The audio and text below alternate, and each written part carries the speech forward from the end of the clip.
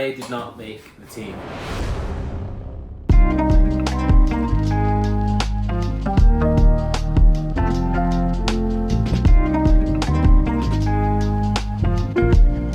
Okay, so I've just arrived, and I must admit, the Airbnb itself is actually quite good for what you're getting. So you come in from the front door there, and of course you've got the bathroom, all standard. And then I've obviously got all of my amenities, got a washing machine, cooker, microwaves, etc., yada yada. We've got the bedroom. But whoever owns this property has like an independent party who does like the hosting.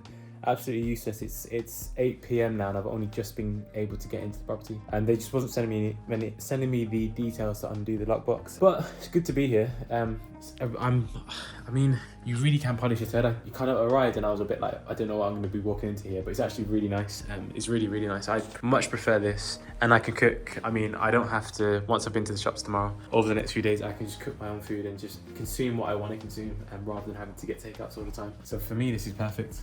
I would much rather do this than be in a hotel room. I just have that full freedom to just do what I want, which is kind of what you want when you're competing. I mean, yeah, it's perfect. It's perfect. Night before the heat, and I'm in an Airbnb actually. I feel like I've done quite well with this one. I mean, it is questionable. There's been no toilet paper in the toilet. I found towels inside the bed, little things like that. Set you off. The check-in was a bit of a mess. There's a few issues there, but overall, I mean, I'm able to cook my own food. You know what I'm putting in my body. I got some sweet potato in there, some chicken thighs. I'll choose chicken thigh over chicken breast every day of the week. Properly just lounging around like I could be at home. I don't like being in a hotel room as much. I'd much prefer this scenario. So works really well for me. This is like the perfect setup. Questionable with the Airbnb host I'm staying with, but overall super pleased and happy. Looking forward to tomorrow. Been a few things that have cropped up, as you'll probably see, with Jake Whiteman now putting out and Claire getting a medical exemption. That's obviously a big thing, and I think that plays into my cards because I think that's going to really mess people up, and it's going to really make people panic. So I'm hoping that's kind of got people on edge a little bit more, because now the 1500 is literally a walk in the park for like Neil and George. They're guaranteed to go to the Olympics pretty much.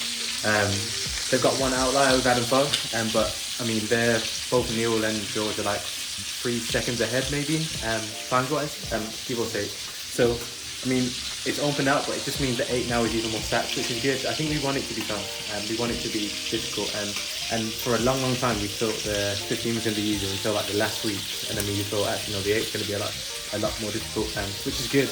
Now we're going to get some grub, ready up for tomorrow, get the heats done, and then move on to the final. Everyone's different. I've gone for some sweet potato mash, some chicken thighs, and then I've gone for olives because I love the taste, and I'm trying to be more high res in my diet, so I mainly don't really want too much veg, so I've gone for some olives and some pickles, but only pickles because they're good for cramps and stuff like that, so they're just good. I've just been told they're good. So I was told by a nutritionist that pickle juice is really good for cramping, and I like pickles, so pickled gherkins it is. Nice easy meal. Big feed before tomorrow. Race at 2:25. There we go. I think the beauty of this is now I've got extra chicken left over, and then I've also got some rice that I made up earlier in these, so I can have some chicken and rice straight after the race, and then I've got some Spanish tortilla if I need it. And I've also got another portion of rice, and then another portion of sweet potato. So I've got like three meals made up now. And as you know, I mean, it's crazy expensive getting takeout now. So this cost me all like £20, and I've made, 4 or 5 meals, and I've got a load of eggs. Bizarre combination. I like eggs with rice before a race, by choice, especially an early afternoon race. So that I'll have some eggs with rice straight after the race. I'll then have some chicken with rice and then sweet potato of an evening with chicken. And yeah, it just makes sense. Makes life so much easier. All sorted. And I've got some tuna at the top as well if I need it. The other little things, coconut water. Yeah, just a little bit of everything.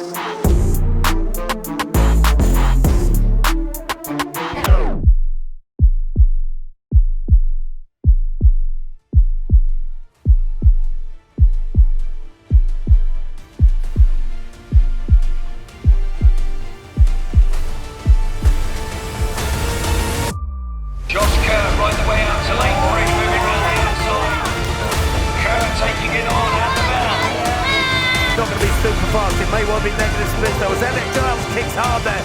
Past Kerr, who's left wanting for speed here. That's no shame in that. Pattinson moving around the outside in the slipstream of Bergen. The two youngsters, the super talented pairing, coming down the outside.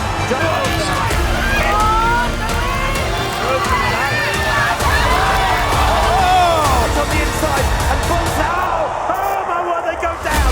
Pattinson coming towards the line with Bergen in second place.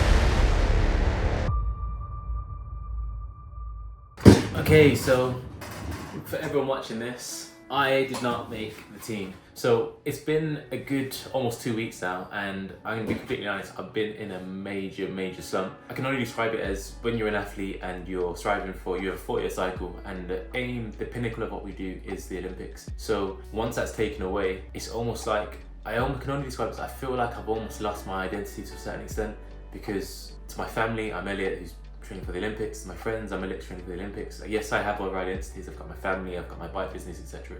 However, the pinnacle and my prime focus has always been on the Olympics. And if you're watching this now, you'll know that my Olympics ended like this. A Ford.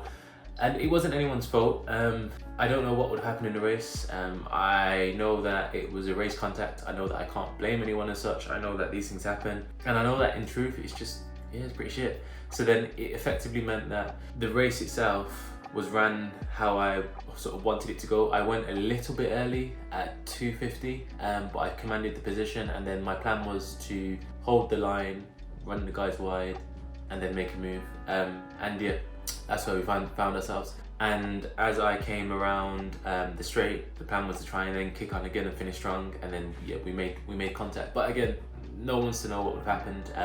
I don't know if I would have been able to hold form, not hold form. I have absolutely no idea. But yeah, just like that, it's taken away. So then it came down to, there was 3 spots, 2 were already taken. Jake got injured, and then Jake got injured but was targeting the 15. And because there was a 3rd spot, which is discretionary, we'll go into that in another video, they then decided to pick Jake, who was targeting a different event, because he had previous champs, proven record if you like, in his defense, he got a gold medal 2 years ago in the 1500. He also picked up a silver medal, I believe, in the Commonwealths, and a bronze medal in the Commonwealths, and maybe a silver medal in the Europeans, all in the last 2 years. So I understand it, but it's just tough knowing that somebody who's been injured is being selected over you, because they're not going to be at full health, and their trajectory going up will be checkered. So it's not going to be the same version of the athlete that they're comparing it to. But I get it, I completely get it. Doesn't make it any easier, but I understand the theory and the rationale behind it. Yeah, find ourselves here, and it's pretty shit. Olympics is over, just like that.